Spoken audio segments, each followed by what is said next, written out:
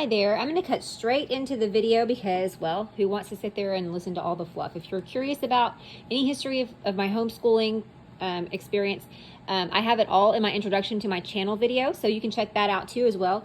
So anyway, straight into the video. What is the difference between the good and the beautiful versus simply good and beautiful? Well, I have an example of both, but today I'm just going to look into the simply good and beautiful. So I have the course book right here. So the first thing you might notice is that it is just simply one course book instead of split in half into two course books. So there you go. And the binding, of course, is another thing. It has the lay flat binding, which as I was looking through this booklet, you know, I wasn't a big fan of the spiral binding at first, but after going through this one, I'm kind of like, well, I kind of think I like the spiral binding better, but hey, it's going to be up to you. Okay, so here we go. We're in the cover. See, I haven't really flipped every single page yet, so it's still stuck together. Same as before. It's going to have your table of contents and everything that's covered, all the main topics, and then the frequently asked questions. Okay, and they have like the Unit 1 review, just like it did with the other. The layout is almost the same. They still cover all of the key concepts that need to be covered for this grade level, each grade level that you are using this for. So for here now, it's Unit 1 overview. I can't flip through every single page simply because, well, it's going to take all day if I do that. So I'll just kind of skim through all of it. It still has like the beginning, like brain warm-ups and all that. So before it gets into the lesson, so you have your little warm-up box here.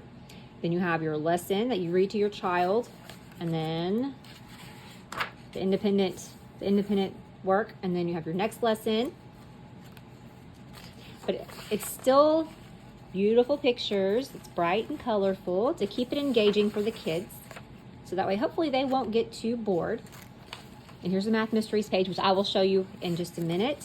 I'm going to skim through some more of these pages so you can see. Just jump on over, and if you might have noticed, they have perforated lines in case you are interested in pulling them out and putting them in a binder or a homeschool portfolio, which I always do every year. So we'll see. And to be honest with you, I'm actually considering rebinding this curriculum, this book here, and do it in the spiral binding because I really have grown quite fond of it after a while. Yes, it gets kind of stuck together. I'm not going to yank it because I don't want to tear it. As usual, it has all the games. I did not buy the math manipulatives because I have so many manipulatives in our quote-unquote homeschool classroom in the back of our house, so I don't feel that I need to really do it. And I also have a very old like set of the Good and Beautiful before it changed to Simply Good and Beautiful. I have all of that too, so I don't really feel the need to buy that wooden box that they talk about. It's really cute and everything, but I just really don't see the need for it. I know that's just me. They have a little story. They also have, they incorporate reading into this curriculum as well, and geography and all that good stuff. So it's kind of like a all-in-one type deal in a way. There's some pretty pages. Okay. Sorry that I have the noise in the background. I have a dehumidifier because it is so humid where we live, and I can't do well in humidity. So sorry if you're hearing that rumbling, and engines are working on our road too. So sorry if there's a lot of background noise. I apologize for that in advance. Just several more pages. They have games and everything, which actually I have the game boards for most of the ones that they make reference to. Fraction wars and things like that, where you roll that that dice there, the 12-sided dice. That's really cute. Kat really enjoys that whenever they have that type of activity within the assignment, which most of them really do. That's what's really so great about this. It's more laid back, and they incorporate some fun stuff in it. And so, sorry if I'm forgetting to go back and forth with these. I'm trying to,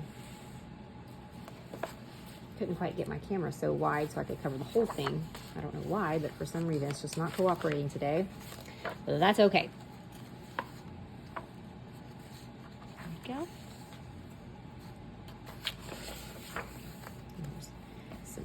decimals and butterflies. They like to incorporate a lot of nature into these curriculum, which that makes it even more beautiful.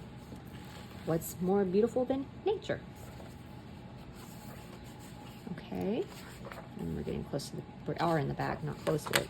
Okay, and they have like a multiplication table here in reference sheet, like math reference sheet, like the measurements and distances and measurement of liquids and distance, all that good stuff. Multiplication practice here. Okay, and that is the end of this book. Now, the course book makes reference to the math mysteries, so I want to kind of show you that too. Or the mental math, I'm sorry, the mental math, not the math mysteries, but the mental math here. Just a little brief. Now, these are still spiral bound, which that's totally fine with me. This is like the answer keys to all the little sections within the course book. Makes reference to whatever lesson it was mentioned in. It tells you what those answers were to that section. Okay, here we go. The adventure begins. Okay, this is whenever it gives you a map. This is really cool. And it's telling you to like wait for that map until you've completely finished the course book. So we haven't got to that point yet. So I'm anxious to see what it's going to be like. And they give you stickers apparently for that little map that you're going to be using. So I'm just curious. I can't wait. Okay, well, there's the end of that mental math book there. Just got a lot of just like kind of off the cuff math questions that kind of drill your child to get you a little bit stronger in certain subjects and certain different numbers and how to calculate things right off the top of your head. So anyway, I hope that y'all were able to enjoy that, and it might have answered any questions you might have about that curriculum. But for sure, if y'all have any questions about it, please don't hesitate to send me a message, or and also please like and subscribe so that way you can see any of my future videos. I appreciate y'all stopping in. Y'all have a great day.